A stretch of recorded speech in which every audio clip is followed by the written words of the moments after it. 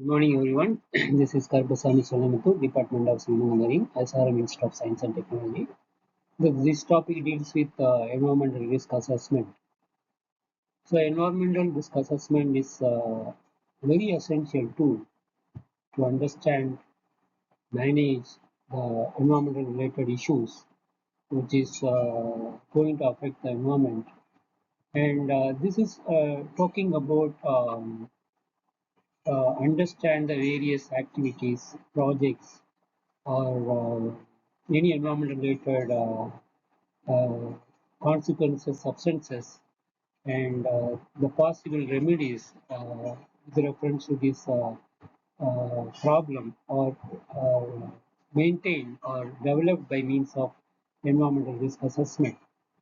This is consists of various uh, components, which includes problem formulations, hazard identifications, exposure assessment, uh, dose exposure response assessment, risk characterization, management, risk communication, and documentation. So these are the various components consist of this risk assessment. As I mentioned, we used to manage the problem and also give the information to mitigate them. So that is very essential as far as risk assessment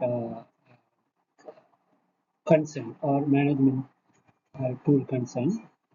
So problem formulation, which is talking about so what are the components, environmental components going to affect due to this particular problem. So this needs to be identified first, and what are the hazard uh, element where it comes from, other what is the media which is coming through. So this needs to be identified by means of problem formulations. Hazard identifications, once we identify the environmental component which is going to affect, then we need to identify the hazard. What are the hazards and what level it can travel and how it can affect the particular component. What is the severity due to this hazardous component needs to be identified. The characteristics needs to be studied from that component, which is going to affect the environmental component. Exposure assessment, what level these hazardous substances can travel, which media it is traveling, what is the pathway for traveling. This needs to be studied so that it is very essential to mitigate the problem in a better way. And dosage response assessment, when you talk about that, there is a relationship between the dosage and the exposure and the severity of this particular hazardous or the component which is influencing, and that is very essential for anyone to understand the problem and severity due to this particular hazardous can be reduced drastically by means of understanding the relationship with the dosage and the exposure assessment.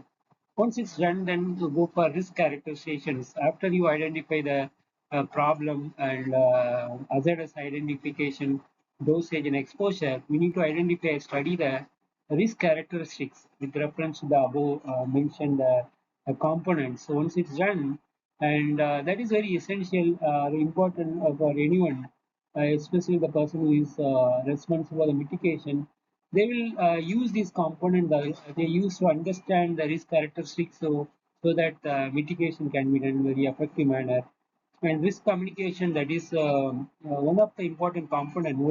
Once the risks are identified and risk characters are measured by means of various approach, this needs to be communicated to the stakeholders or the people who are residing near that area, so that the problem can be understood by the public or the stakeholders, so that can be reduced drastically by means of the proper communication, the proper time, and the documentations. Once the problem got over, you need to develop the documents with reference to all kind of scenarios. What is the expected problem? What is the outcome from the mitigations? And what are the components got affected? What is the basic criteria which influences this particular problems. So these are the very essential as per the risk assessment tool concept.